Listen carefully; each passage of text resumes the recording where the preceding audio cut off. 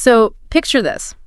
You are sitting across from your boss, right? Okay, setting the scene. Yeah, and your palms are maybe just a little bit damp. Oh, that classic cold sweat. I know it well. Exactly.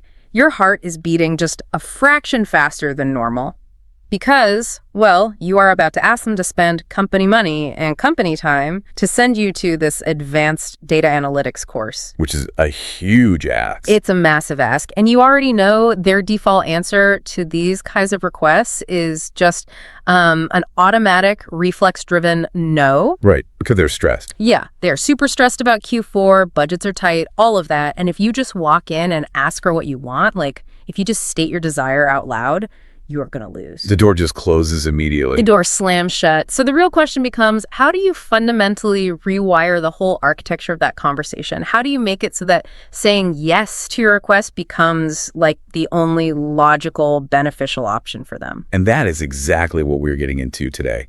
We are opening up the exact playbook to make that happen. Yes. Welcome to today's deep dive.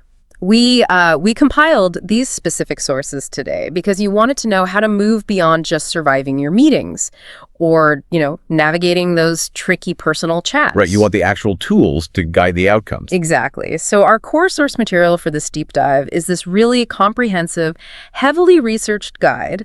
It's titled Advanced Communication, The Influencer's Playbook. And our mission today is to completely decode it. Because, to be clear, we are not interested in basic public speaking tips here. Oh, no. We are way beyond that. Right, like how to enunciate your consonants or whatever. If you just want to be understood, you can read a dictionary out loud. Yeah, exactly. We are here to uncover the intentional, really highly specific strategies that people use to have an actual impact. We are talking about inspiring action, changing those really stubborn minds, and handling those incredibly delicate, explosive situations, but doing it with absolute precision. And the playbook is pretty uncompromising about the stakes involved here, right? Mm-hmm. It categorizes these as C-level communication skills. Yes, C-level. But, that doesn't mean you need to be a chief executive officer to use them. Right. It just means these are the precise linguistic tools that CEOs use when they're, say, navigating a hostile corporate merger, or what international diplomats use when they're negotiating treaties. Or even just crisis managers trying to build a consensus when every single person in the room has a totally different agenda and a massive competing ego. Exactly, the heavy hitters. These are the tools you pull out when failure is really expensive. Yeah.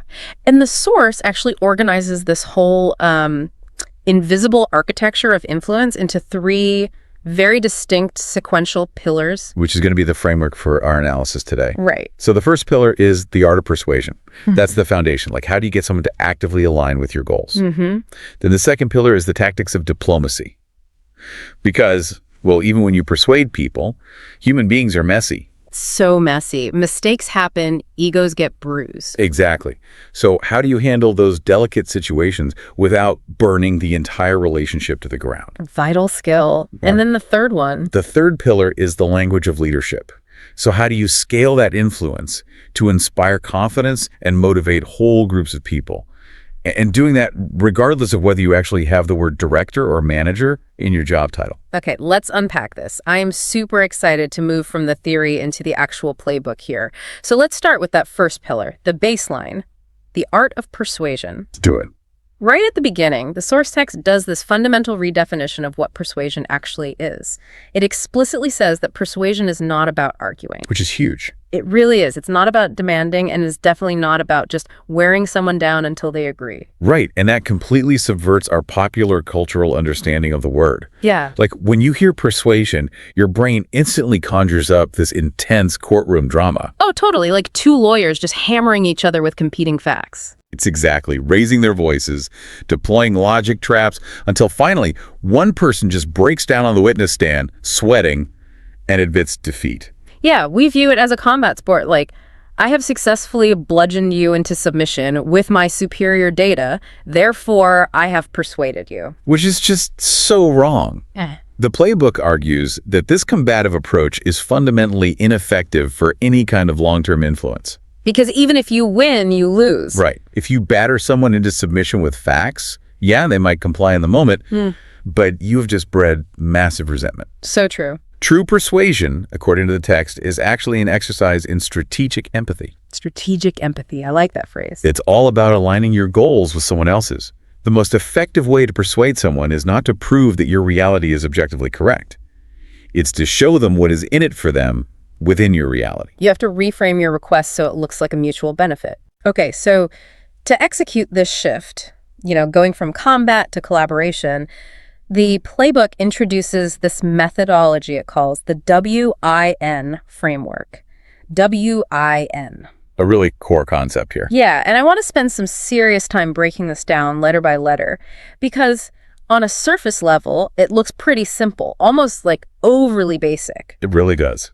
But when you look at the psychological mechanics operating underneath the actual words, it is incredibly sophisticated. It is. So let's start with the W. The W stands for what? This is your opening move, where you clearly and directly state exactly what you want. Just laying it all out there. Yeah, the text emphasizes extreme specificity here. Yeah. No beating around the bush. Yeah. No vagueness. No dropping subtle hints. Exactly. No passive hints, hoping the other person will just do the heavy lifting and organically arrive at the conclusion you want. Which, let's be honest, is exactly what most of us do all the time. Oh, 100%. Dropping hints is just the default human setting because stating exactly what we want feels, it feels dangerous. It's a very vulnerable act. Right. If I tell you exactly what I want, I'm basically handing you the exact coordinates of how to reject me. That is exactly the evolutionary psychology at play. We mask our desires to protect our egos from a direct no. Yeah. But the playbook points out that ambiguity is the absolute enemy of persuasion. If the listener has to guess what you're actually asking for, you've just introduced massive cognitive friction. Their brain is literally burning calories just trying to decode your intent. Precisely. Which means they have less mental energy available to actually consider the merits of your request. If they don't know the specific parameters of what you want, they literally cannot say yes to it. Okay, so the W is the foundation. State the clear, unambiguous what. Right.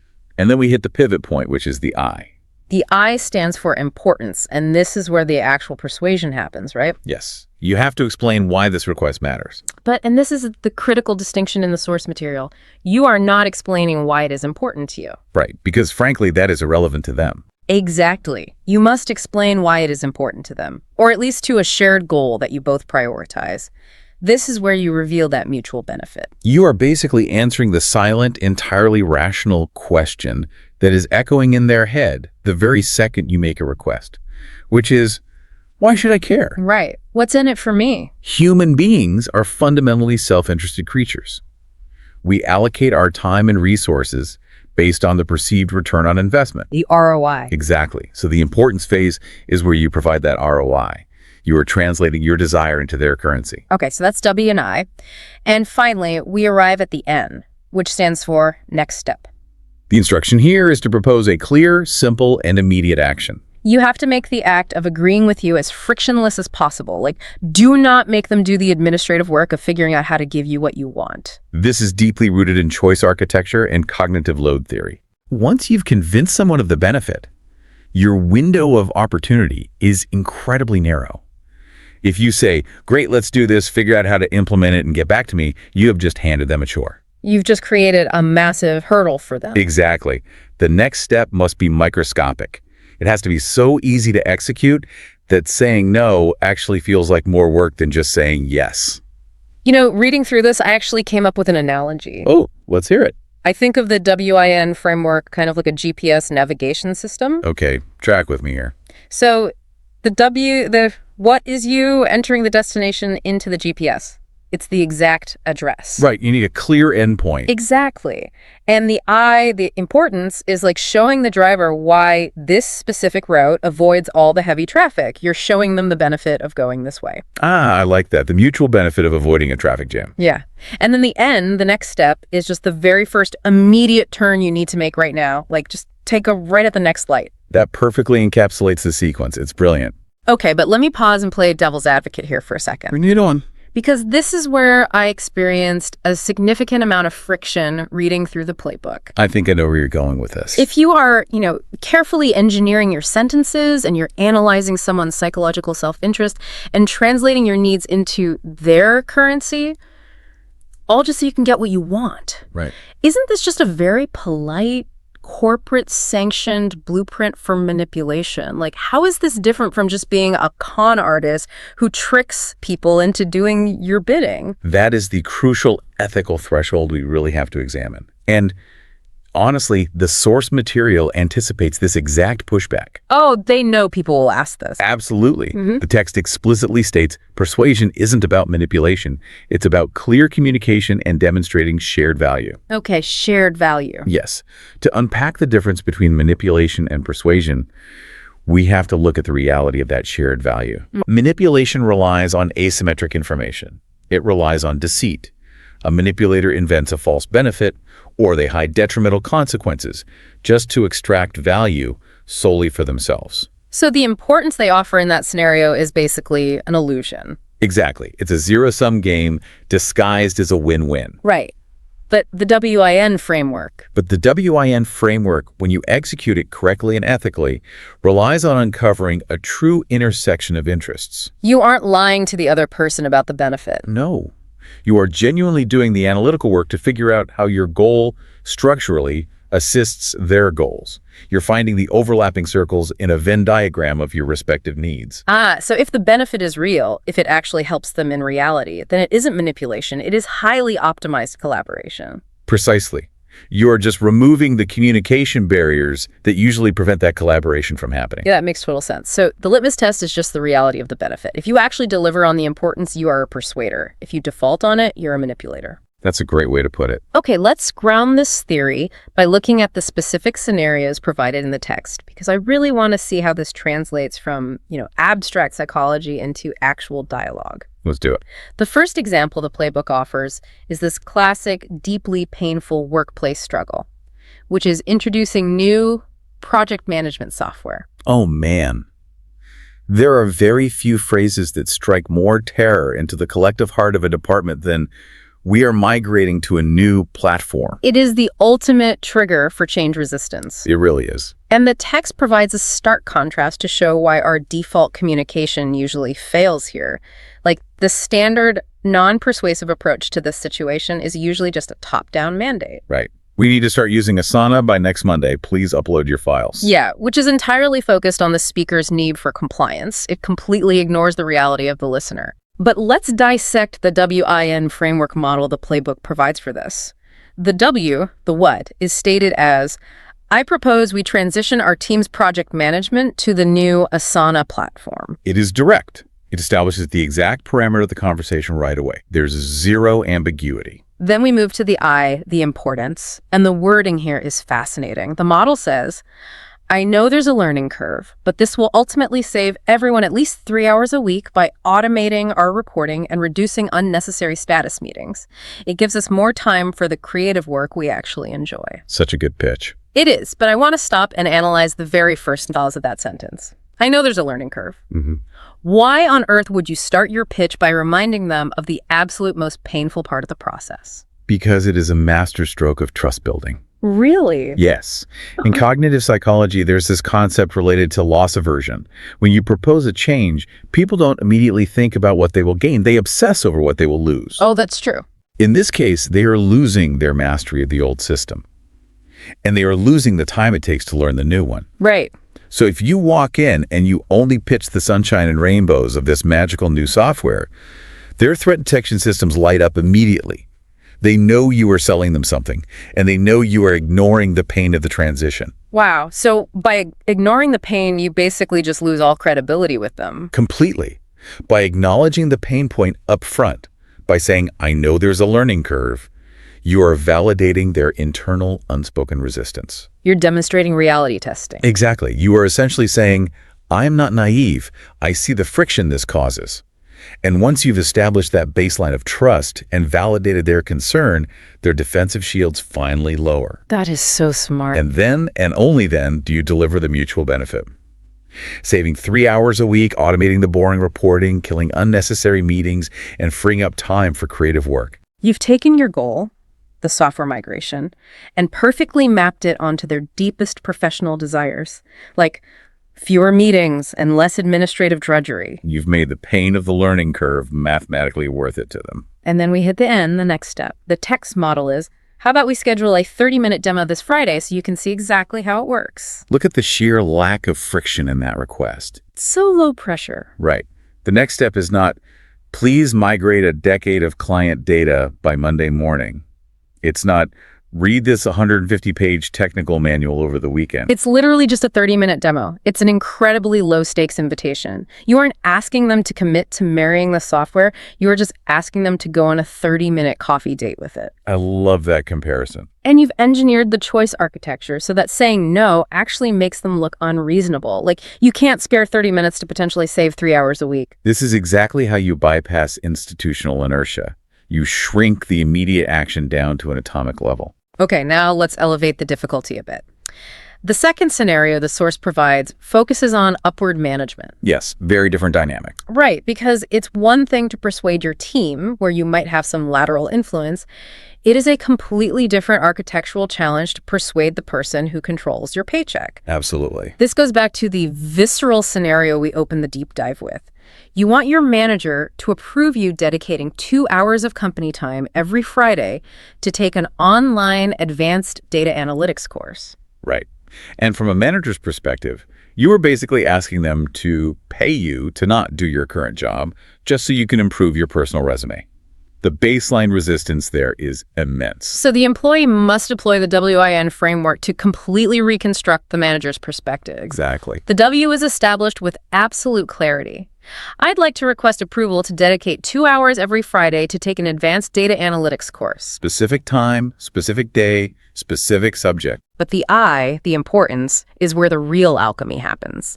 Listen to how the playbook models this. The skills I'll learn will directly apply to the Q4 sales forecast project. It will allow us to build more accurate predictive models, which could increase our forecasting accuracy by 10 to 15%. This is corporate translation at its absolute finest. It really is. The employee has a personal desire, learning data analytics. But they do not pitch the personal desire. They don't say, I'm really passionate about data, or this will help my career trajectory. Because a stressed manager does not care about your passion. Exactly. The employee has done the work to translate their personal desire into the manager's specific love language.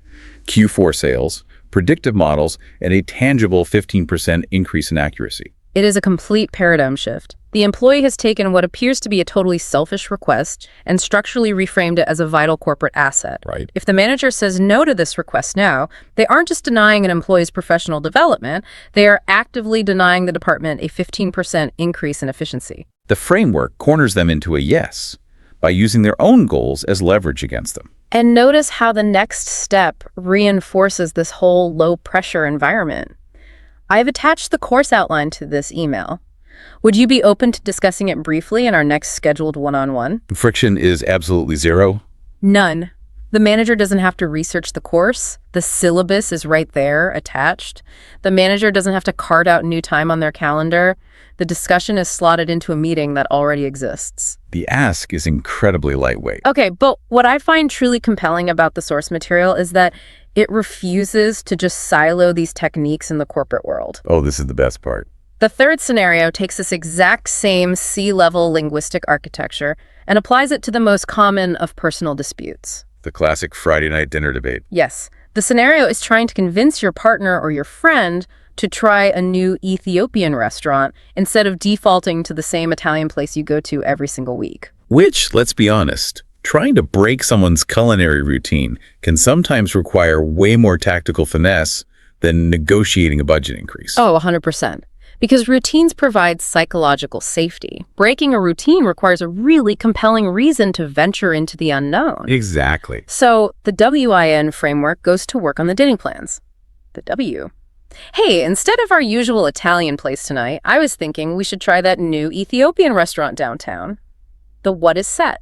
Clear as day. Then the I. I know it's something different and a bit out of our comfort zone, but we always talk about wanting to be more adventurous. This is a chance for us to actually experience a new culture through its food rather than just talking about it. Let's draw the parallel back to the Asana software example here. The structure is totally identical. It is. The speaker starts by validating the friction. I know it's something different. They acknowledge the loss of the comfortable routine. Just like acknowledging the learning curve. Exactly. But then they execute this brilliant pivot. They tap into a shared identity. We always talk about wanting to be more adventurous. Wow. They elevate the stakes of the decision. This is no longer a localized debate about pasta versus injera bread. This is a debate about identity. Are we the kind of people who are stagnant, or are we adventurous explorers? That is masterful. The Italian place suddenly represents complacency, and the Ethiopian place represents personal growth and shared adventure. And then the N, the next step, just removes every single logistical excuse. I've already checked their website, and they have a table available at 7:30. What do you think? The friction has been totally eradicated. The friend doesn't have to read Yelp reviews. They don't have to call for a reservation. They don't have to coordinate timing. The cognitive load is entirely handled by the persuader. All the friend has to do is utter a single syllable, sure. What stands out to me across all three of these scenarios is just the universality of the human operating system. Like the underlying mechanics state the specific need without ambiguity, translate the value into the listener's currency, and eradicate all logistical friction. These mechanics work flawlessly whether you're pitching a multi-$1,000 predictive data model to a cynical director or literally just pitching a spicy stew to your best friend. Because fundamentally, we are all operating on the exact same biological hardware. We are driven by self-interest, we are deeply resistant to cognitive load, and we fear the unknown. Yeah. The WIN framework is simply a linguistic tool designed to perfectly interface with those realities. Okay, so that is the first pillar.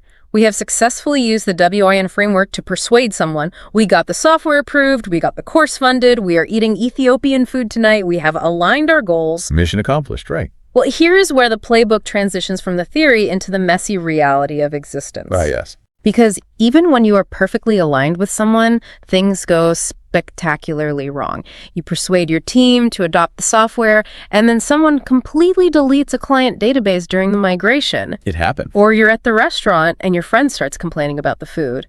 Human beings make mistakes, they offer terrible ideas, they invite you to things you desperately do not want to attend. And that brings us perfectly to the second pillar of the source text, the tactics of diplomacy. Right.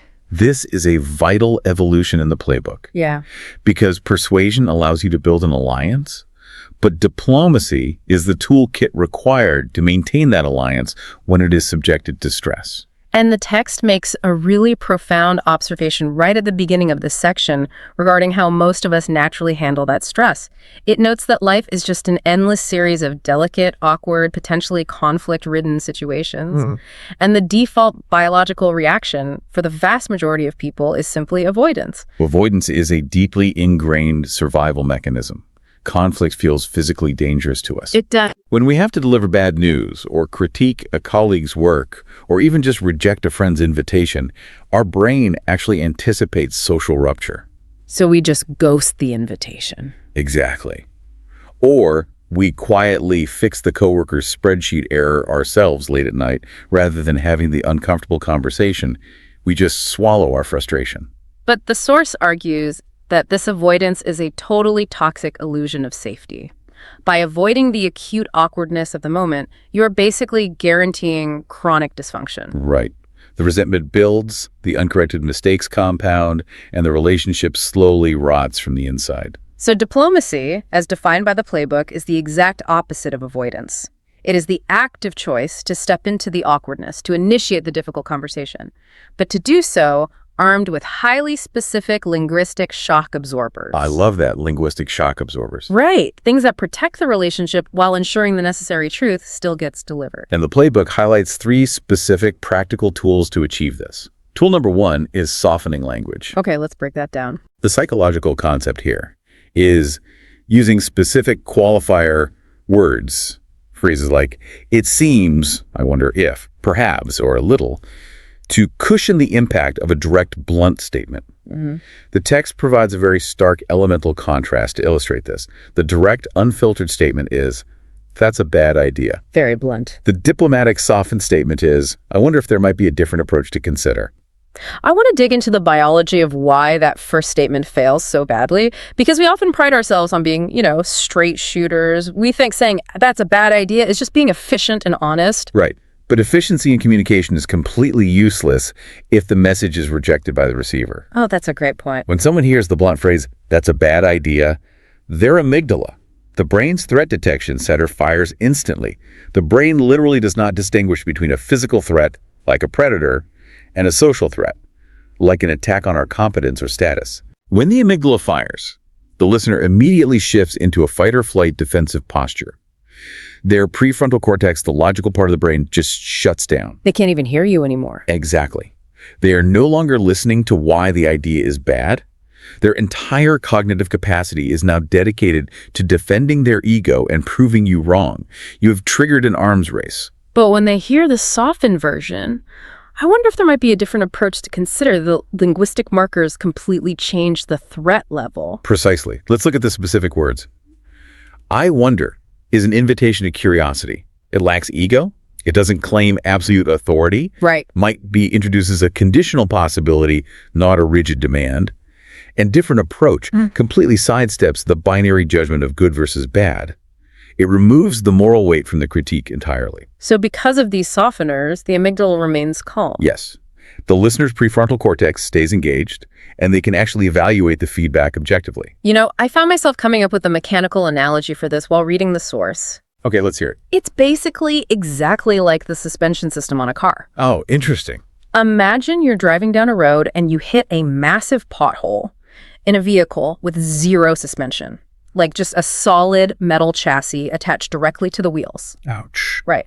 The kinetic impact of that pothole transfers directly into the frame, shatters the axle, and ruins the car. Right. So the pothole is the difficult truth, the bad idea, the mistake, softening language, it seems, the perhaps, that is the suspension system. It doesn't magically pave over the pothole. The bad idea is still a bad idea, and you still have to drive over it. The destination hasn't changed. But the softening language absorbs the violent kinetic energy of the impact. Exactly. The shock absorbers compress so that the passengers, the people in the relationship, don't feel the violent jolt and break their necks. The vehicle survives the bump and keeps moving forward. That is a highly accurate visualization of the mechanics at play. You are altering the delivery mechanism of the truth, you are modifying the velocity of the impact, but you are not altering the truth itself. Right. Which leads perfectly into the second diplomatic tool the playbook offers, the I statement. Now, this is a concept that has been around in communication theory for decades, right? But the text frames its utility in high-stress environments beautifully. It really does. The core concept is shifting the focus of a critique away from the other person's actions and onto your own perception or your own internal state. Yeah, the contrast provided in the text is aggressive.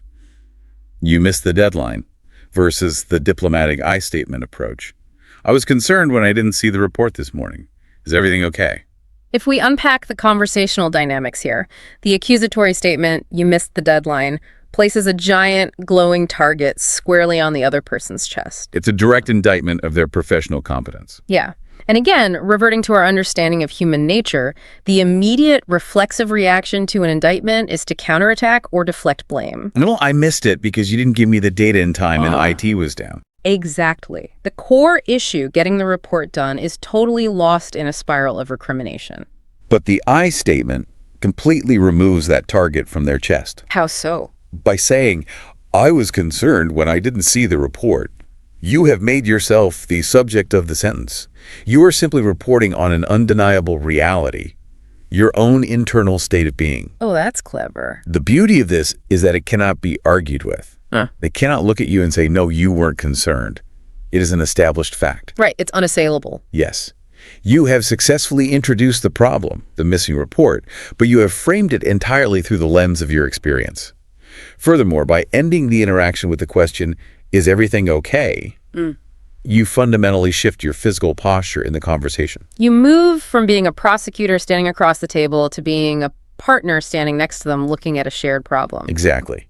You offer them a graceful exit ramp to explain the situation without feeling cornered. Okay, I have to push back on this one, though. All right, what's the issue? Because while it sounds great in theory, in practice, I have had managers use I statements on me, and it doesn't feel diplomatic at all. It feels incredibly passive-aggressive. Okay, yeah. If a boss says, I feel frustrated when you don't use the proper font on the memo, I know they are just saying you messed up, but they are wrapping it in this weaponized HR speak. How does the playbook distinguish between genuine diplomacy and this kind of manipulative corporate therapy speak?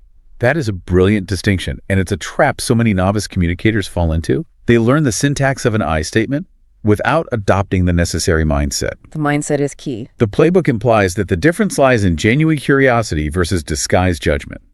If you use an I statement merely as a syntactic loophole to deliver a punishment, if your tone is dripping with condescension when you say, I am concerned, the listener's amygdala will still fire. They can hear the threat underneath the words. They will detect the hidden threat. Yeah. Genuine diplomacy requires that you actually suspend judgment. When you say, I was concerned when I didn't see the report, is everything okay? You must legitimately be open to the possibility that everything is not okay. Right, like maybe they had a family emergency, Right. or the email server crashed. Exactly. If you use the tool as a genuine inquiry into a disconnect, it builds trust. If you use it as a passive-aggressive weapon, it destroys trust faster than just yelling at them. Okay, so the intent has to match the syntax. The tool only works if you actually care about the answer to the question. That is a vital caveat. Definitely. The third tool the playbook outlines is perhaps the most emotionally sophisticated maneuver: the positive reframe. This is a powerful one. This is about taking a rejection, a refusal, or a piece of negative feedback and wrapping it around a positive future outcome. The text uses the classic social minefield of turning down an invitation as the example. Oh, everyone dreads this. Right. The standard negative response is simply a blunt refusal. I can't come to your party on Saturday. Yeah. But the diplomatic, positively reframed responses, that sounds like so much fun.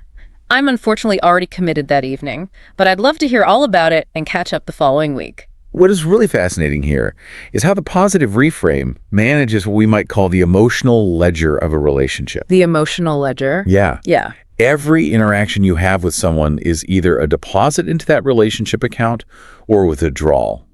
When you say no to someone, when you reject their bid for connection, you are making a withdrawal. It causes a slight, inevitable sting of rejection. It always hurts a little bit to hear no. It does. The positive reframe is a mechanism that ensures you immediately follow that unavoidable withdrawal with a massive deposit. You are literally balancing the books in real time. Precisely. Let's break down the deposits in that sentence. Okay. First, you validate their effort and the event itself. That sounds like so much fun. Deposit. Then you state the necessary boundary, the withdrawal. I am unfortunately already committed. But the crucial architectural masterstroke is the ending. I'd love to hear all about it and catch up the following week. Oh. By projecting a specific positive future interaction, you are explicitly signaling that your refusal of this singular event is not a rejection of the person. You are confirming that the underlying relationship is secure and will continue to thrive. You transform a cold rejection into a warm rain check. That is so elegant. Let's see how the source combines these three tool-softening language I statements and the positive reframe in its real-world scenarios, because this is where the playbook proves its worth in high-pressure environments. Absolutely. The first situation outlined is a high-stakes workplace error. Imagine a scenario where your colleague, someone you respect and need to work with every single day, has made a highly noticeable, embarrassing error on a data slide during a presentation to a major client. Nightmare scenario. Truly, you are back at your desks and you have to tell them. The stakes are high, egos are fragile, and it is an absolute minefield. This is the exact scenario where the avoidance instinct screams at us to just stay quiet. Maybe the client didn't notice.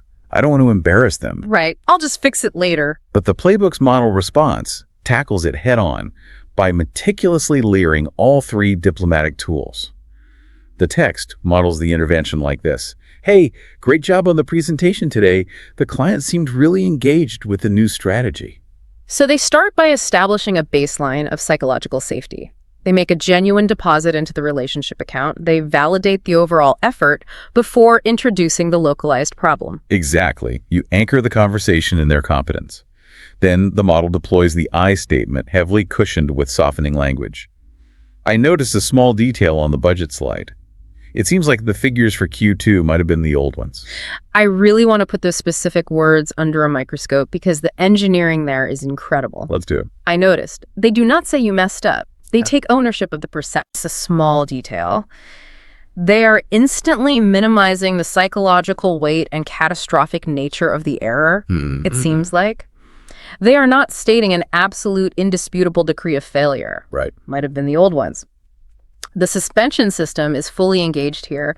The pothole, the fact that the data is wrong and the client saw it, is being navigated so smoothly that the colleague doesn't feel the violent jolt of shame. This specific linguistic structure allows the colleague of vital psychological necessity, the ability to save face. Oh, that's huge. Because the feedback is delivered as a soft, curious observation rather than a direct attack, the colleague can respond with, "Oh, wow, you're right, I must have grabbed the wrong file version," without feeling like they are admitting to gross, career-ending incompetence. The ego threat is completely neutralized. And then the model response finishes with a collaborative, future-focused solution using more softening language.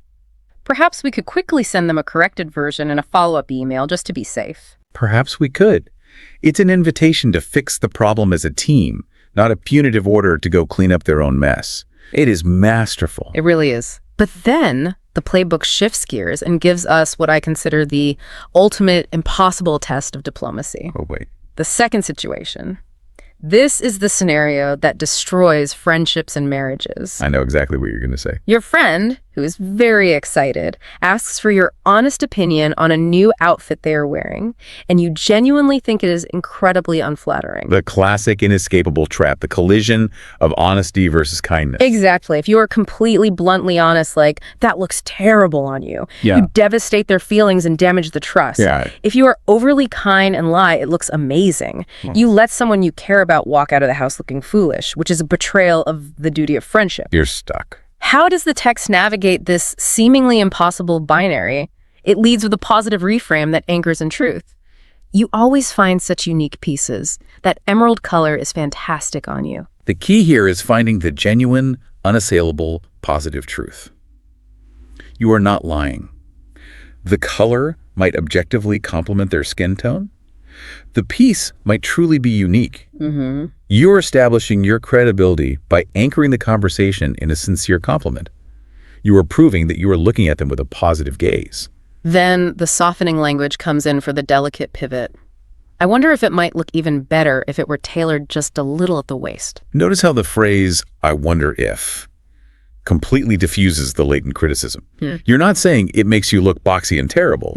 You are phrasing the critique as a collaborative, curious hypothesis about potential optimization. Potential optimization. I love that. And more importantly, you are entirely separating their identity and their body from the fabric.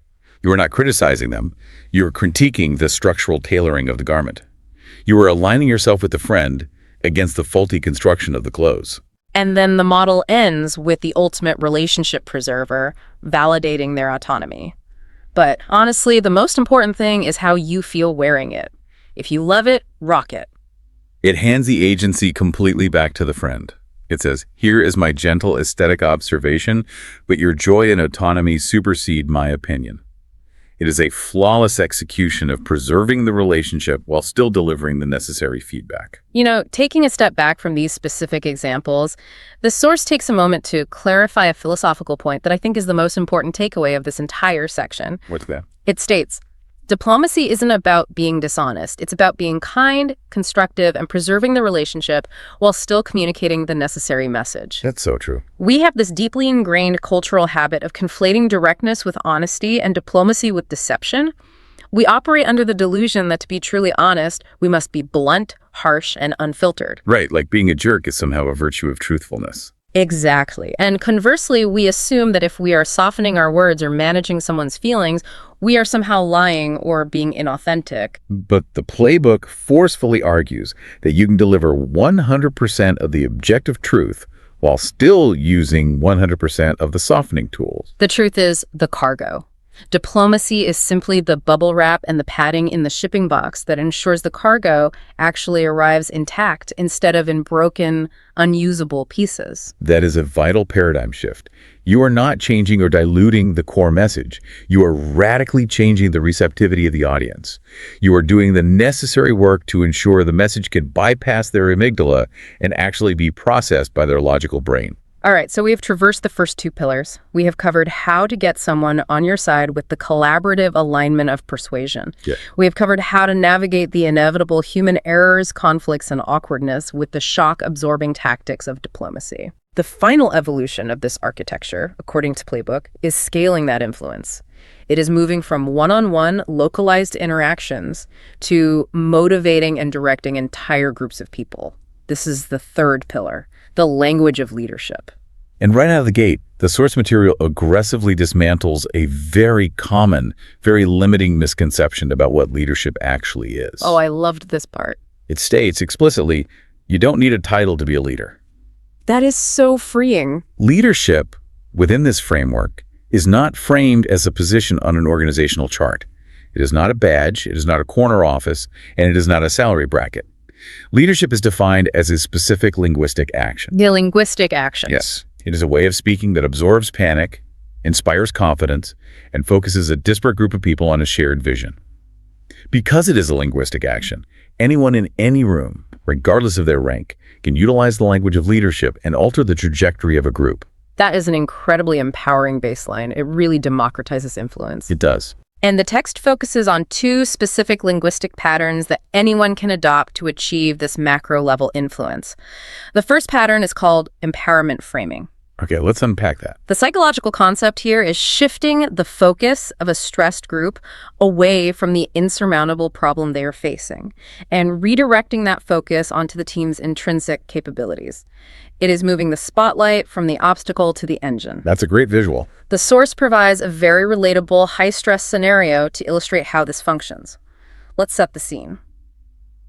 Your entire department has just been called into a room and told that a massive project deadline has been unexpectedly moved up by 2 weeks. Oh, brutal. The timeline is now virtually impossible. Morale instantly hits the basement. This is a classic crisis of timeline.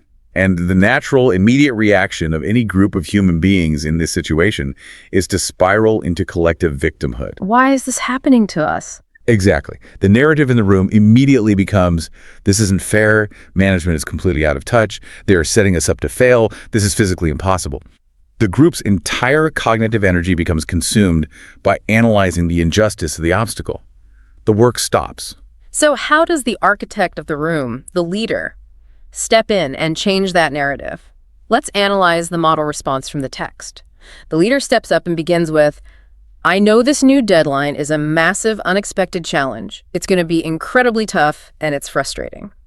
We have to pause here because this first step is critical, and it is where most novice managers fail spectacularly. How so? Well, a poor manager faced with a demoralized team will walk into that room and try to immediately cheerlead. They will clap their hands and say, come on, guys, positive attitudes, not that bad.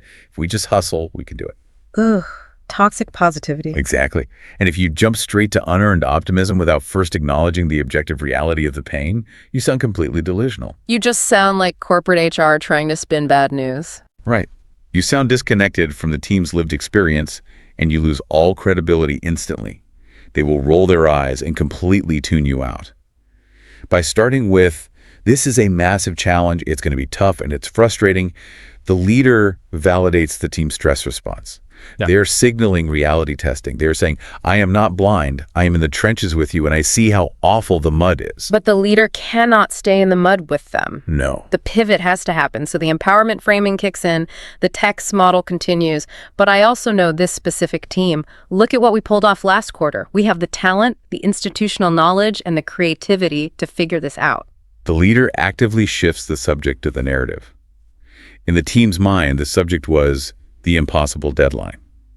The leader alters the grammar of the situation, so the subject is now the undeniable talent of the team. Wow. By referencing past successes, the leader provides tangible proof of their capability. It breaks the spiral of victimhood by reminding the group of their own agency. And then the model finishes with this closing thought. This isn't just about meeting an arbitrary date. This is an opportunity for us to show the rest of the company just how innovative and efficient we can be when the pressure is on. Let's break this massive problem down into pieces and figure out how we make this happen together. It's a complete narrative turnaround. Now, I am going to push back here again. Okay, let's hear the critique. I try to put myself in the shoes of an exhausted, burned out employee hearing this speech.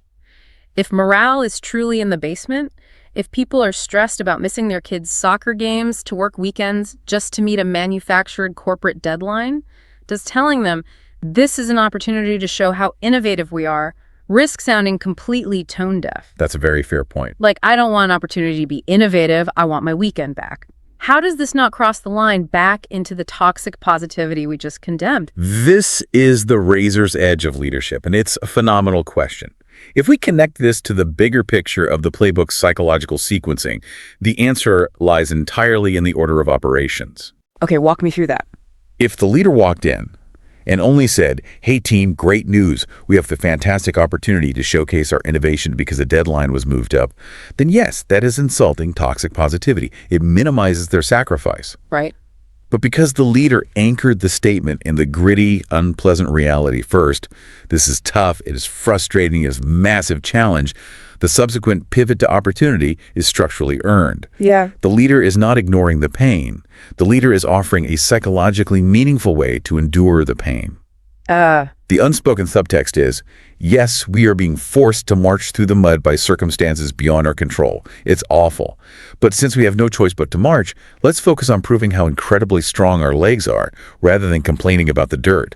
It transforms the team's narrative from one of passive, helpless victims being acted upon by management to active challengers taking on a difficult task. It returns their sense of control. That is a profound distinction. The acknowledgement of the pain acts as the heavy anchor that keeps the optimism from floating away into the useless stratosphere of corporate jargon. The optimism is actually grounded in reality. Exactly. It validates the emotion but changes the focus. And that brings us to the second, and arguably most powerful, leadership pattern outlined in the playbook. Vision casting. Vision casting. Yes. If empowerment framing is about looking backward to remind a team of what they are capable of doing, vision casting is about looking forward to paint a vivid, irresistible picture of why the effort is worth doing in the first place. Okay. It's about describing a transcendent future state, using evocative phrases like "imagine if," or "what we're really building is." The phrase vision casting sounds very cinematic, very grand, and the scenario the source provides to illustrate it is the perfect backdrop. It moves away from the corporate world entirely. The scenario is, you are leading a neighborhood committee and you are proposing a difficult, long-term, exhausting community project. Specifically, clearing out an abandoned lot to build a new community park. You need to get dozens of local volunteers excited enough to give up their weekends. I would argue this is the ultimate, purest test of leadership. Why is that? In a corporate setting, a manager always has the underlying leverage of a paycheck. If the empowerment framing fails, they can fall back on coercion. Do this or you're fired. But in a volunteer scenario, you have zero leverage. Right. You can't fire your neighbors. You cannot fire your neighbors. You cannot withhold a bonus. The only currency you have available to purchase their labor is inspiration. If you approach this project purely logically, purely focused on the mechanics of the task, your pitch would be, we need 20 able-bodied people to bring shovels and move dirt for 4 hours every Saturday for the next month so we can level the ground and install a plastic swing set. Wow. Where do I sign up? Right. That is technically accurate. It is the exact physical reality of the work, but it is profoundly uninspiring. Nobody in their right mind wants to spend their precious Saturdays sweating and moving dirt. So the leader must elevate the task. They must bypass the physical mechanics of the work and connect the immediate, boring action to a transcendent, emotionally resonant future state. The leader must provide the meaning. Mm-hmm. Let's look at the text model response for vision casting. I know asking for your Saturdays is a lot, but this is more than just a park. Imagine a place where our kids can actually play safely away from the street, where neighbors who have never spoken can meet over coffee on a Saturday morning, where we can host community barbecues and summer events for years to come. The linguistic shift there is incredible. Imagine a place. It is a command that bypasses the logical brain and immediately forces the listener's imagination to project into the future. Yes. They aren't picturing the blister-inducing reality of shovels and dirt anymore. Their mind's eye is now filled with laughing children, sunny mornings, and the smell of barbecue. And then the text drops the emotional anchor, the core of the vision. What we're really building here is the heart of our neighborhood. Every single hour of sweat we put in out there is a direct investment in the future of our community. Who wants to help lay the first stone? The heart of our neighborhood. That phrase changes everything. Vision casting fundamentally transforms the psychological nature of the work itself. It completely reframes it. An hour of manual labor moving dirt is exhausting and meaningless. But an hour spent building the heart of the neighborhood is a deeply fulfilling, heroic act. The leader hasn't changed a single physical reality of the task. The volunteers still have to wake up early. Their backs will still ache. They still have to dig holes. But the leader has completely revolutionized the meaning of the task. They have provided a transcendent why that makes the grueling how completely bearable. It's beautiful. What is truly fascinating, if we step back and look at the entire architecture of this playbook, is that vision casting is utilizing the exact same underlying psychological mechanism as the WIN framework we discussed in the very first section. Wait, really? How so? Think about it. Persuasion relies on showing one other person the mutual benefit of an action. Vision casting is simply persuasion scaled up to a massive group level. You are showing an entire community the mutual benefit of a shared struggle. You are giving them a destination that is beautiful enough to justify the difficult journey. Oh, wow. I never made that connection. It's all connected. So, what does this all mean for you, the listener? We have journeyed deep through the invisible architecture of the influencer's playbook. Let's synthesize the tools we've uncovered in this deep dive. Let's do a quick recap. We started with the realization that passively participating in a conversation leaves you at the mercy of the room. To become the architect, we explored the first pillar, the WIN framework. Right. We learned that true persuasion isn't combat, it's alignment. It's about having the courage to state exactly what you want, doing the empathetic work to prove the importance by translating your need into their currency, and offering an incredibly simple, frictionless next step. And then we transitioned into the unavoidable, messy reality of human interaction with the tactics of diplomacy. Yes, dealing with the fallout. We confronted the dangerous illusion of avoidance, learning that we must step into the awkwardness, but we step in armed with softening language, our linguistic suspension system, to absorb the shock of hard truths. We use I statements to report on our reality without placing a target on their chest. And we utilize positive reframing to balance the emotional ledger, turning a moment of rejection into a deposit that preserves the relationship. We learned the profound lesson that you can deliver absolute honesty without leaving a trail of destruction. Exactly. And finally, we ascended to the language of leadership. We shattered the myth that leadership requires a title, discovering instead that it is a linguistic posture available to anyone. We explored how to use empowerment framing to pull a team out of the quicksand of victimhood by validating their pain before pivoting to their undeniable capabilities. And we saw how vision casting can bypass the boring mechanics of a task, transforming the mundane reality of moving dirt into the transcendent, historic legacy of building the heart of a neighborhood.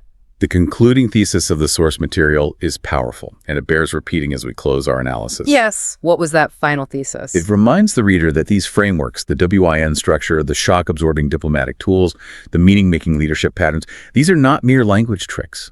They are not superficial corporate buzzwords or parlor games. Right. They are profound, intensely practical psychological strategies.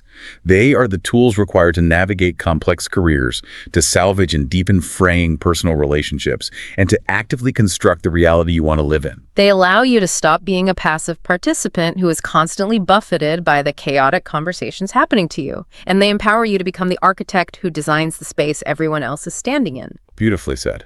And the text issues a direct, highly actionable challenge to conclude the playbook, a piece of homework that I highly recommend you take on. Ooh, homework time. It challenges you to spot these patterns in the wild. Over the next week, I want you to actively listen to the people around you. Listen to the most effective magnetic leaders in your office. Listen to the skilled diplomats interviewed on the news. Just observe them. Notice when they seamlessly deploy the WIN structure to get an initiative passed. Notice when they use softening language to critique an opponent without causing an explosion, or when they paint a vivid vision of the future to motivate a crowd. Once you see it, you can't unsee it. Exactly. Once you understand this invisible architecture, the matrix is revealed. You will never unsee it. And then the source challenges you to take the final step. Try one out yourself. Find a low-stakes moment this week and deploy one of these exact tools. Test it out. Try the positive reframe the next time you have to decline a boring social invite. Try using an I statement with genuine curiosity the next time a colleague drops the ball. Watch how the emotional energy in the room shifts in real time. As we wrap up this deep dive, there is one final thought, a bit of philosophical extrapolation based on the text that I would like to leave you with. Okay, I love a good final thought. We have spent this entire time exploring how you can utilize these advanced frameworks to exert influence over others. We have talked about you as the active agent, the single architect holding the playbook in a room full of passive participants. But I want you to imagine a different scenario, What happens when you encounter someone else who has also read the book? Oh, wow. What happens when you meet someone who has mastered this exact same invisible architecture? Imagine a high-stakes conversation where two people, both highly skilled in the WIN framework, both perfectly utilizing I statements and positive reframing, sit down across a table to negotiate or persuade each other. Two architects looking at the exact same blueprint. Exactly. When both parties are actively, intentionally working to find the genuine mutual benefit. When both are aggressively using softening language to protect the relationship while stating their needs with absolute clarity, what is the end result? That's fascinating. Does it create some kind of unbreakable conversational stalemate, like two grandmasters playing chess to an eternal draw where neither can gain the upper hand? Or does it actually result in the most honest, frictionless, perfectly aligned collaboration humanly possible? I would hope for the latter. Right. When the invisible architecture of influence is deeply understood and utilized by both sides, does it cease to be influence at all and simply become the highest, purest form of human connection? Keep an ear out for that dynamic in your own life. It is a fascinating threshold to cross when you finally find an equal. That is a brilliant, provocative thought to chew on. When we both know exactly how the house is built, we can stop worrying about the foundation and finally just enjoy sitting in the living room together. I love that. Thank you so much for joining us and taking this deep dive into the architecture of influence. We hope you walk away not just with a new vocabulary, but with the specific, actionable blueprints to guide the conversations that matter most in your life. So picture this.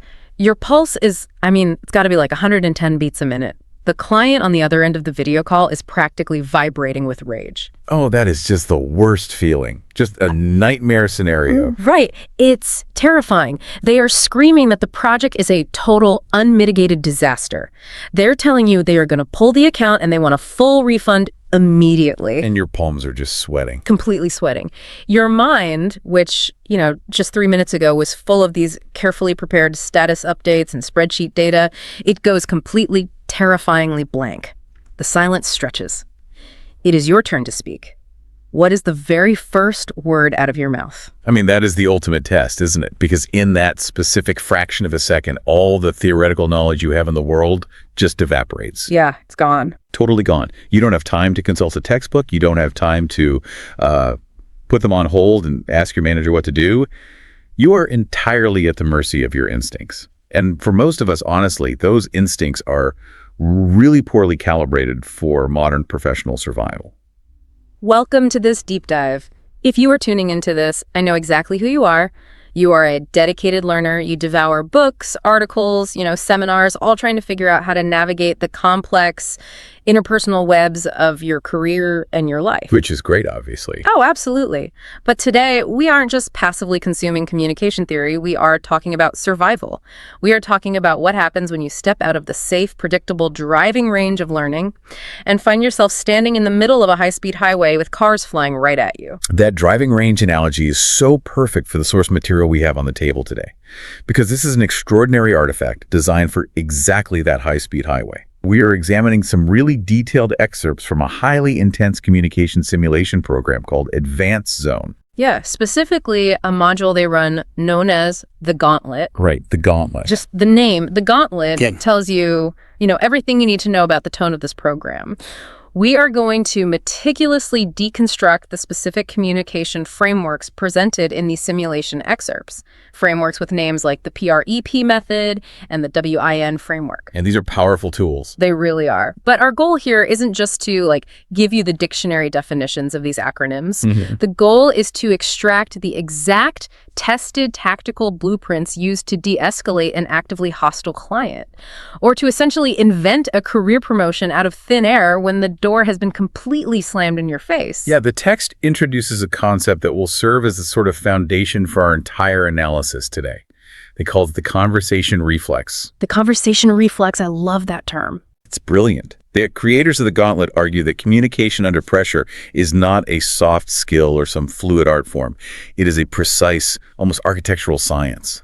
They are moving the participant away from, simple vocabulary lessons or grammar rules and plunging them into pure, unadulterated psychological strategy. But before we throw you into the deep end with the specific scenarios of the Gauntlet, we really have to look under the hood. We need to understand the anatomy of this high-stakes simulation, because the mechanics of how they train this conversation reflex are just fascinating. They really are. It's totally unique. Yeah, they use this internal monologue setup that completely changes the dynamic of learning. Can you break down how that actually works? Yeah, so the structural design of the simulation is brilliant. The text outlines that the Gauntlet is entirely unscripted. They give the participant a scenario, a character role, and an objective. Then the timer effectively starts. So no multiple choice options on a screen. Exactly. No multiple choice. There are no long pauses allowed to formulate a perfect essay-style response. The participant must react in real time, verbally, to a live adversary. And in these excerpts, the adversary is a character named John. John is the one bringing the fire. He's the angry client. He's the skeptical boss, the obstacle, whatever the scenario needs. Right. John is the stressor. But the participant isn't entirely alone in the dark. They have a second character in the simulation named Emma. Emma is such a cool concept. She really is. Emma acts as the participant's internal coach. During the live role play, she functions as the literal voice in your head. She whispers the frameworks directly into your ear, prompting you, reminding you of the specific tactical tools you need to deploy just milliseconds before John delivers the conflict. Wait, hold on. I have to look at the reality of human biology for a second here. Sure, let's do it. Because when you are in the thick of a massive confrontation, like when someone like John is actively yelling at you and threatening your livelihood, my brain just completely shuts off. Does an acronym actually work in that moment? It's a great question. Like, does a person really have the cognitive bandwidth to hear a whispered instruction like, use the WIN framework, when their fight or flight instinct is just screaming at them to either punch the screen or hide under the desk? Well, it is a profound biological barrier, you're right. Under normal circumstances, when John starts yelling, your amygdala, which is the brain's threat detection center, it basically hijacks your entire nervous system. It just takes over. It takes over. It floods your body with cortisol and adrenaline. And the immediate physiological result of that is that blood flow is actually diverted away from your prefrontal cortex. Wow. So the blood physically leaves the area. Physically leaves. And that is the area of your brain responsible for higher order executive functioning, logical reasoning, and crucially, recalling acronyms and structured frameworks. Your brain literally shuts down its analytical centers to give energy to your muscles so you can fight or run. Which perfectly explains why, an hour after the argument, when you are safely driving home, suddenly you think of the perfect thing you should have said. Yes, the classic staircase wit. Right. The cortisol has finally cleared, the prefrontal cortex turns back on, and your brain says, oh, hey, here's that witty, structured response you needed 60 minutes ago. That is the exact neurological phenomena. Yeah. And that is why the text concept of the conversation reflex is the absolute linchpin of the entire program. What Emma and John are doing in this simulation is not introducing the participant to these frameworks for the very first time. Right. They already know them. Exactly. The text explicitly notes that the participant has already spent prior modules building an arsenal, studying the theory of storytelling, and practicing the mechanics of diplomacy.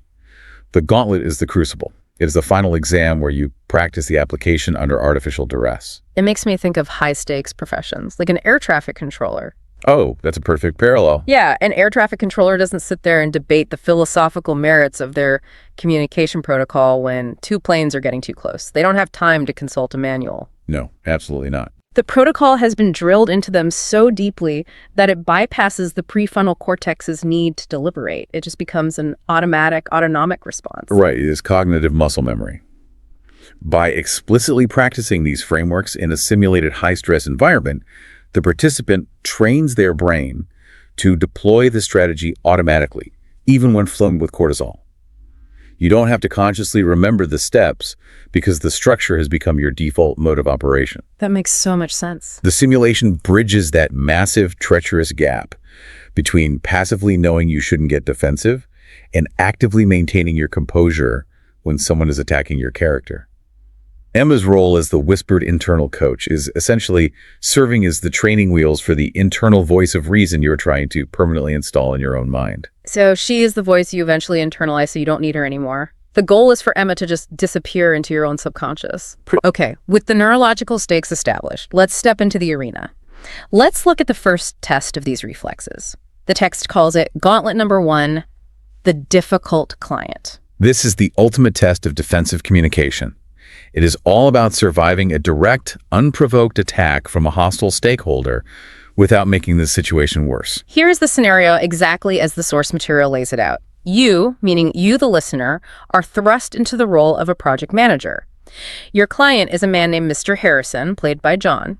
You pick up the phone, and Mr. Harrison comes out swinging instantly. He doesn't hold back. Not at all. He says, "Finally, I've been waiting for your call. This whole project is a disaster. It's late. It's not what we discussed. And frankly, I want my money back." It is an overwhelming opening salvo. I mean, he is attacking your competence, your timeline, and the financial foundation of the relationship all in one breath. And immediately, Emma's voice cuts through the noise. Her directive is incredibly specific and urgent. She tells the participant, he's angry. Don't get defensive. Start with diplomacy and active listening.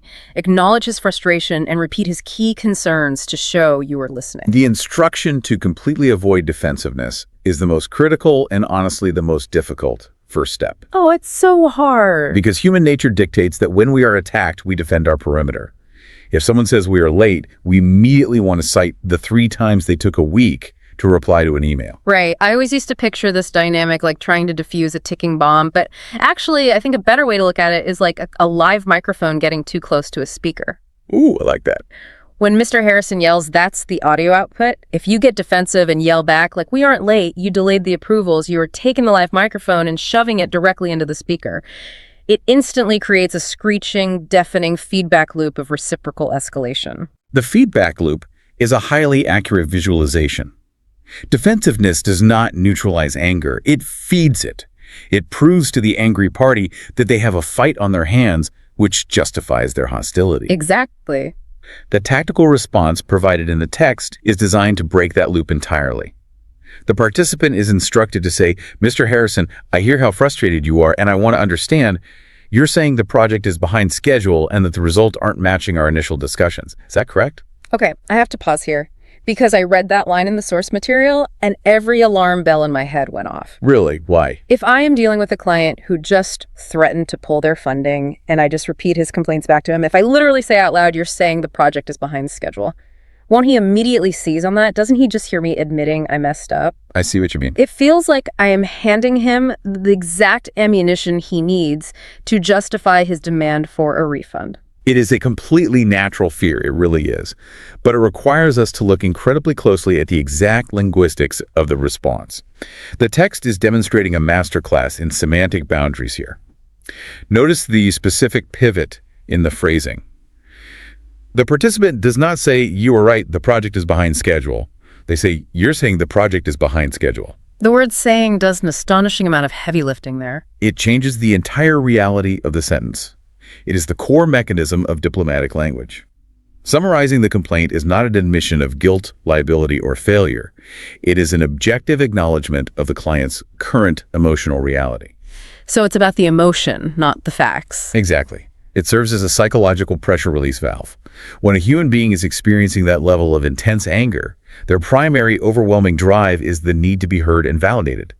If you fight them on the objective facts of the timeline, they will simply yell louder and become more aggressive to ensure their anger is registered. They don't even care about the timeline in that specific second. They care that you know they are mad. Yes, exactly. So by saying, you are saying X, Y, and Z, you are proving to their amygdala that the message was received loud and clear. You are pulling the microphone away from the speaker, breaking the feedback loop, without ever actually agreeing that their assessment of the project is factually accurate. Precisely. You are offering emotional validation without conceding factual ground. And the source material demonstrates the immediate physiological result of this tactic. After the participant deploys this active listening summary, the text notes that Mr. Harrison's demeanor shifts. He becomes slightly less angry. He responds, that's exactly right. He confirms the summary. That is a massive shift in power dynamics. It fundamentally alters the geometry of the conversation. 5 seconds ago, it was a head-on collision, you versus him. By validating his reality and asking, is that correct? You have metaphorically walked around the table and are now standing shoulder to shoulder with him, looking together at the problem. Wow. You haven't agreed to the refund, you haven't admitted failure, but you have successfully neutralized the immediate threat of the emotional explosion. We stopped the bleeding. Yes, we stopped the bleeding. But stopping the bleeding doesn't win the race. We're standing next to him looking at the problem, but we haven't actually figured out what the problem is.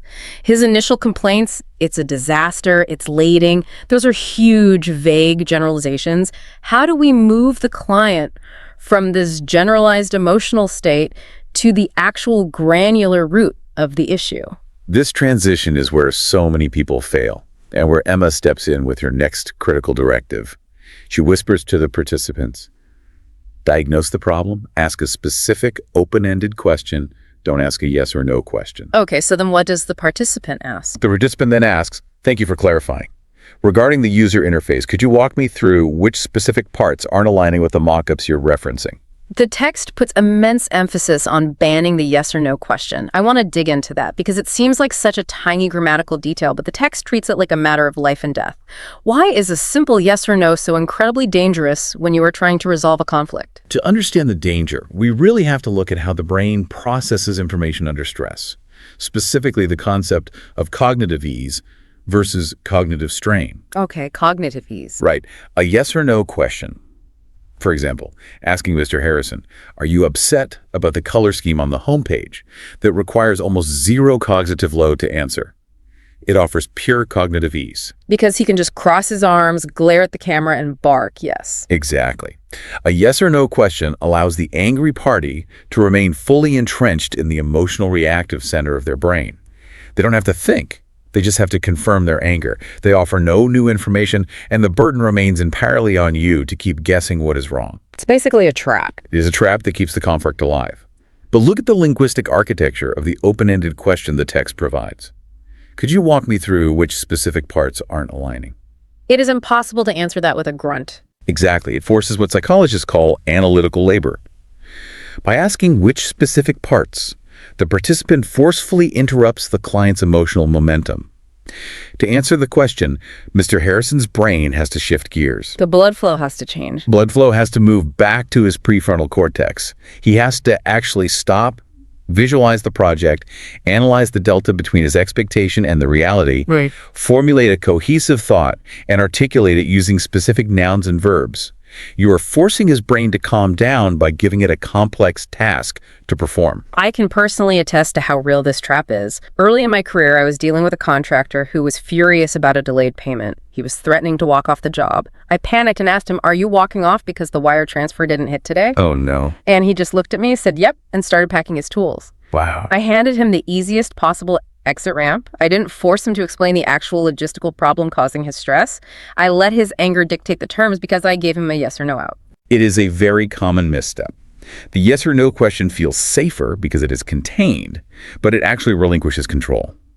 The open-ended question demands engagement, and in the simulation, it works flawlessly. Because Mr. Harrison is forced to perform that analytical labor, he stops yelling and starts explaining. He actually gives details. Right. He mentions the color scheme is slightly off, but then he reveals the actual hidden truth. He says the main dashboard is missing the Quick View Analytics widget they discussed. He states, that was the most important feature for my team. It's the classic bait and switch of human emotion. People rarely start by yelling about the actual thing they are mad about. Rarely. They yell about everything being a disaster, and it turns out the monster destroying the city is just a missing widget. It is a highly specific, entirely fixable technical oversight, not a generalized failure of the entire project. Extracting that specific truth is the core victory of the diagnostic phase. But discovering the problem is only half the battle. Now that the true source of the friction is exposed, the participant must instantly pivot from diagnosis to resolution. And this introduces the first major architectural framework of the text, the WIN framework. W-I-I-N. This framework is presented as the ultimate tool for conflict resolution and persuasion. The text thoroughly deconstructs how it operates in real time. Let's break down exactly how the participant applies it to the missing widget scenario. The first step is W, which stands for what. Right, the what? The coach instructs the participant to propose a concrete plan. The participant executes this by saying, "I propose that my lead developer works on implementing that widget as his sole focus starting right now." The power of the palmation, what lies in its absolute concreteness. When dealing with an angry client, vague reassurances are toxic, saying, "We'll look into it," or "I'll talk to the team," Sounds like corporate speak for, I'm going to ignore you. Yeah, that just makes people madder. Exactly. What must be a specific, verifiable allocation of resources. Lead developer, sole focus, starting right now. It leaves no room for ambiguity. Next is the I, which stands for importance. The coach says to explain why this specific post, what will solve his team's core problem. The participant says, this means your team will have the exact functionality they need, making the dashboard immediately useful for your quarterly reporting. The important step is the bridge between your action and their desire. It translates the technical reality, a developer writing code for a widget, into the emotional and practical payoff for the client. This is the moment of ultimate validation. By linking it to the quarterly reporting. Exactly. By explicitly referencing his team's functionality in quarterly reporting, you are saying, I deeply understand why this was your most important feature. I see the pain its absence caused, and here is how my solution directly heals that pain. And finally, we arrive at N, the next step. The coach demands a clear, immediate action plan with a deadline. The participant says, I can send you a revised timeline by end of day that shows us launching this key feature within 48 hours. How does that sound as a first step? The next step provides a tangible deliverable. It binds the proposed solution to a strict short-term timeline. It proves that you aren't just placating them, you are committing to measurable progress. If we step back and look at the physics of this entire exchange, the magic trick that the participant just pulled off is staggering. Think about where this conversation started. Mr. Harrison demanded a full refund. He wanted his money back. And yet the participant completely bypassed that catastrophic demand without ever once having to say the word no. It is a masterclass in psychological redirection. Saying no, you can't have a refund would have instantly reignited the conflict. The way I visualize the WIN framework in this context is like a train switch on a railroad track. Okay, a train switch. Yeah, so Mr. Harrison's demand for a refund is a massive, heavy freight train hurtling down the tracks at 80 miles an hour. If you stand in the middle of the tracks and put your hands up and say, no refund, you are just going to get obliterated. It'd be crush. You cannot stop that kind of momentum with blunt force. But the WIN framework acts as a track switch. You align with the train's momentum using active listening. You figure out where the train actually wants to go by finding the missing widget, and then you flip the switch. You use the train's own massive energy to smoothly divert it onto a completely different track, the 48-hour timeline track. That is a phenomenal way to understand the physics of the interaction. You are honoring the momentum of his frustration, but redirecting its destination. The psychological brilliance of the WIN structure is that it relies on the human desire for progress. Right. By providing structural clarity with deep validation with the importance and a tangible, immediate deliverable with the next step, the framework manufactures a new reality. It gives the angry client something immensely positive and immediately gratifying to say yes to. He would literally have to actively reject a highly appealing, custom-tailored solution in order to stay mad. He would have to work hard to maintain his anger. Exactly. The WIN framework makes agreeing with you the path of least resistance. It entirely replaces the initial destructive demand for a refund with a mutually beneficial path forward. And the text proves the efficacy of this. Mr. Harrison, whose demeanor is now explicitly described as calm, agrees to the 48-hour timeline. Crisis averted. The crisis is averted. The relationship is preserved. That is the power of the defensive reflex. But surviving an attack is only half of a career. If the WIN framework acts as a shield when you are under fire, I am deeply curious what happens when we try to use these exact same psychological structures as a sword. Now, to go on the offensive. Yeah, can you use this architecture to manufacture an opportunity that doesn't even exist yet? That is precisely what the text explores in the second scenario. We move from survival to advancement. Gauntlet number 2, the career crossroads. Let's set the stage for this offensive maneuver based on the source material. You, the listener, are cast in the role of an ambitious employee. You are sitting in a formal performance review with your manager, Dr. Evans, again played by John. Now, the setup here is insidious because it starts positively. They always do. Dr. Evans praises your work. She says your performance metrics are excellent. You are exceeding expectations. But just as you think you're about to get the payoff, she drops the hammer. She looks at you and explicitly states, the senior analyst role is currently filled, and I don't foresee an opening for at least another year. It is the classic corporate dead end. The door isn't just closed, it is deadbolted and bricked over. She has preemptively shut down any request for advancement. Emma, our internal coach, immediately jumps into your ear. She knows the natural human reaction is to deflate, to mumble okay, thank you, and leave the room. Her advice is to forcefully suppress that disappointment and instead show vision. Show vision. The participant is instructed to acknowledge the closed door, but to use it as a pivot point to pitch a completely new, unadvertised role. The specific phrasing the participant uses to execute this pivot is crucial. Say, thank you, I appreciate the positive feedback. I understand the situation with the senior analyst role.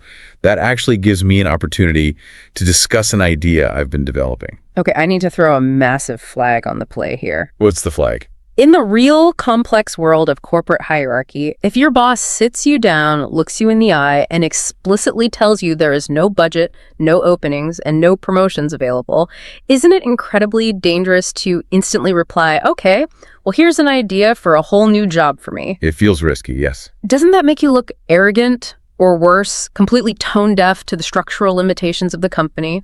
It feels like a quick way to alienate a manager who just praised you. It is an incredibly high-wire act, and your concern highlights exactly why the nuance of the phrasing is the only thing that keeps the participant from falling.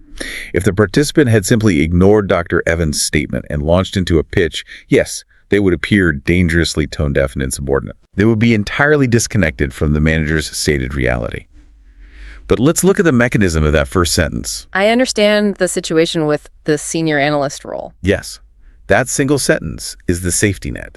It is a clear, unambiguous, mature acknowledgement of reality.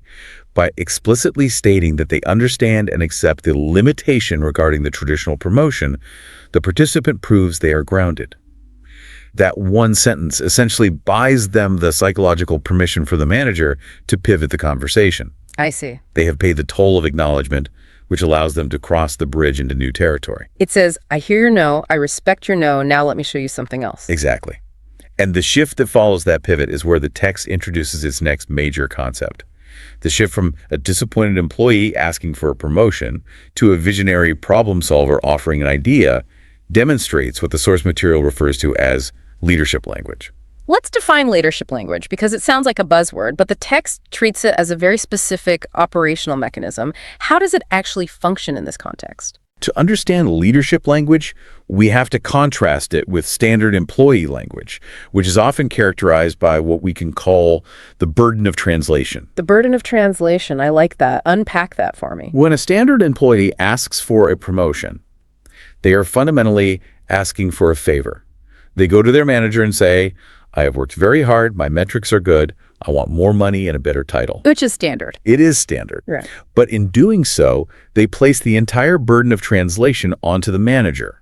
The manager now has to do the heavy cognitive lifting to figure out how to justify this increased cost to the company, how it fits into the budget, and what actual new value the employee will provide. The employee is just a line item asking to be more expensive. They are essentially saying, here is my desire, you figure out the logistics. Precisely. Leadership language completely inverts that dynamic. By deploying this language and pivoting to a new idea, you remove the burden of translation from the manager. You are no longer asking for a favor. You're offering a systemic, prepackaged solution to a company problem. Oh, that's a huge shift. It is a huge shift. You are transitioning from a line item on a spreadsheet to a consultant who brings independent value. You are identifying a pain point the manager might not even have fully articulated and offering to heal it. You stop making them do the work and you do the work for them. That is a massive paradigm shift in power dynamics. But, to successfully pitch a systemic solution to a manager who just told you no 30 seconds ago, you cannot just throw spaghetti at the wall. You cannot ramble about vague ideas. The pitch has to be flawless. It must be structurally impenetrable. And that is why the source material introduces its second architectural tool at this exact critical juncture, the PREP method. PREP. Let's meticulously dissect this PREP structure. The example the participant uses in the text is a masterstroke of corporate engineering. Let's walk through the anatomy of it. The first P stands for point. Right. The point is your thesis statement. It is the headline of your pitch. In the text, the participant states, I believe our team has a major opportunity to improve our cross-departmental data strategy. It is clear, it is high level, and it contains no fluff. Then we move to R, which stands for reason. The reason is the logical foundation. It explains why the point is valid and urgent. The participant follows up with, right now, Each department is generating incredible data, but we're operating in silos and not integrating it effectively. They identify the specific structural pain point silos. They aren't attacking anyone's performance. They are diagnosing a systemic inefficiency. Then we hit E, which stands for example. And in reading the text, this feels like the absolute fulcrum of the entire pitch. It is the most vital component. The example grounds the abstract high-level reason into undeniable, painful reality. Without the example, you just have theory. Yeah. The text provides a highly specific one. For example, marketing has robust customer behavior data that sales could be using to close leads much more effectively. But because there's no bridge between the systems, sales is essentially flying blind. It makes the invisible problem suddenly very visible and very expensive. It shows the manager exactly where money is bleeding out of the company. And finally, we return to the last P, the final point. The concluding point brings the entire structure home by presenting a specific, actionable proposal based on the evidence.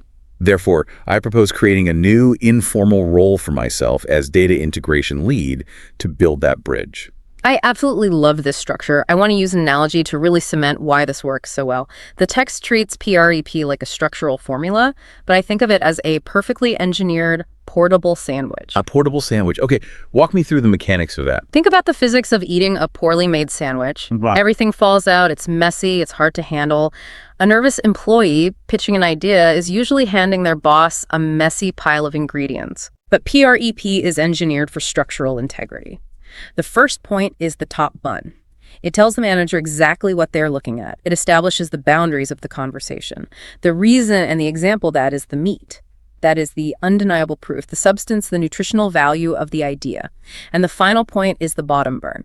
It holds everything together, catches all the loose details, and gives the whole concept a firm base. And the crucial element of that analogy is the portability. Exactly. If you hand a manager a perfectly engineered PREP sandwich, it is so structurally sound that they can turn around, walk into their boss's office, and hand it to them without losing a single piece of meat. You have made your idea transmittable. That portability is why PREP is considered the zenith of leadership language.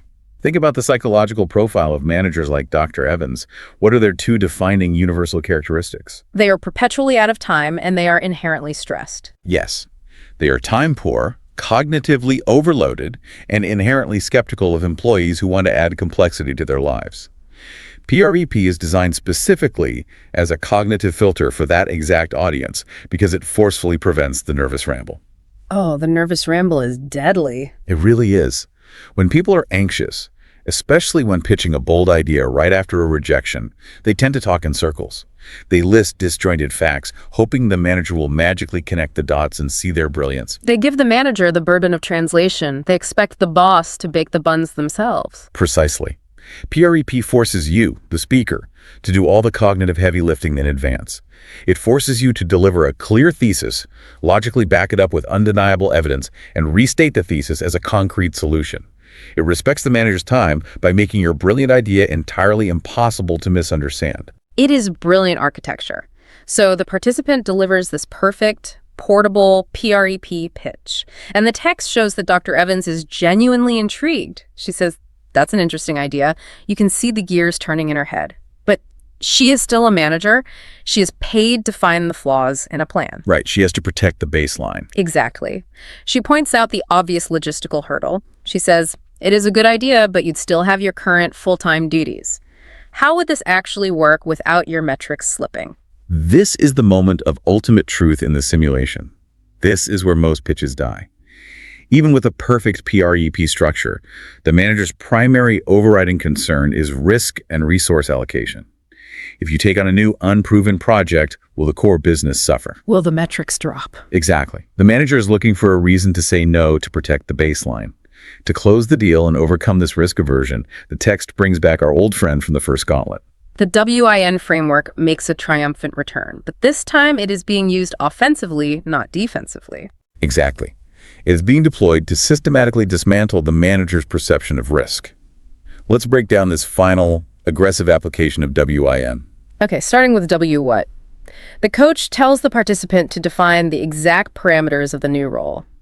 The participant says, "The what would involve me dedicating strictly 5 hours a week to create a unified dashboard and run one single pilot project between the sales and marketing teams." Notice the extreme surgical specificity there. Not, I'll work nights and weekends. Not, I'll overhaul the system. Strictly 5 hours. One single pilot project. It builds a fence around the risk. Then comes I importance. The coach says to emphasize the massive potential benefit to Dr. Evans and the company bottom line. The participant deploys a fascinating phrase. They say, imagine if our sales team knew exactly which leads were most engaged before they even picked up the phone. It could increase our conversion rate significantly, which directly impacts our quarterly targets. And finally, N, next step. The coach says to propose a contained, low-risk trial. The participant closes with, let me run this one pilot project for Q3. If it succeeds and proves value, we can discuss making it a formal part of my role in Q4. If not, we drop it. What do you think? I have to highlight two absolutely massive psychological levers being pulled here. First, the phrase imagine if in the important step. And second, the concept of the pilot project in the next step. Offering a pilot project seems like the ultimate corporate cheat code for getting a yes. It feels like you are systematically removing every single ounce of danger from the request. You are. We need to deeply analyze the profound risk mitigation happening in the specific exchange, because it is the secret to offensive communication. As we noted, Dr. Evans' hesitation is entirely anchored in the fear of negative resource allocation. Right. By capping the time investment at a hard 5 hours and creating a finite timeline just the third quarter, the participant lowers the barrier to entry to essentially zero. It becomes an easily reversible decision. Managers love reversible decisions. If the project fails or if the employee's metrics slip, Q3 ends, the pilot is over, and everything quietly goes back to normal. No one is fired, no budgets are blown, no harm, no foul. Exactly. A pilot project gives the manager an easy out, which ironically makes them exponentially more likely to say yes in the moment. It removes the fear of permanent commitment. But the real hypnotic power of this pitch lies in the phrasing of the important step. Imagine if. This is a classic, highly effective pattern in the psychology of persuasion. Hypnotic. How does imagine if function on a neurological level? When you present a manager with a hard factual argument about the future, their critical faculty immediately looks for flaws. But when you invite someone to imagine, you are effectively bypassing their critical skeptical brain. You aren't telling them what will happen. You are inviting them to co-create a hypothetical positive future alongside you. The brain processes visualization using many of the same neural pathways as actual experience. When Dr. Evans visualizes the sales team closing more leads, her brain releases a microdose of dopamine. You are associating your pitch with a pleasurable chemical response. You are making her want the outcome before she has even agreed to the logistics. You ensure that the important step resonates with the deepest motivations of the person holding the purse strings. And the result documented in the source text is undeniable. Dr. Evans, who 5 minutes ago explicitly stated there were no opportunities, nods slowly. She says, a pilot project.